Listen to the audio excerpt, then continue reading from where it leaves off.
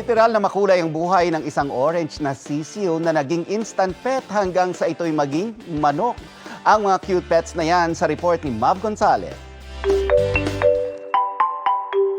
Meet Mocha, ang literal na orange chick na alaga ni MJ.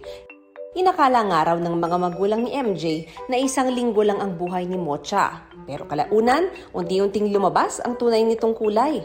Raised in a stress-free environment dahil si Mocha hindi raw nakaranas ng isang kahig, isang tukang pamumuhay. Bawal yan lulutuin. Bet lang yan pag pet, hindi lulutuin. First time po namin mag-alaga din ng manok. May mga traits pala sila na parang katulad sa aso na malambing, na gusto niya lagi din nakadikit sa'yo. Pero ang extraordinary pet nila na bistong hindi pala nangingitlog. Akala po namin nung una, babae po, meron pong kaming makukuhang itlog. Yun, tapos yun po, nagulat na lang kami, nagkapalong na po siya, tapos tumitilaok na po.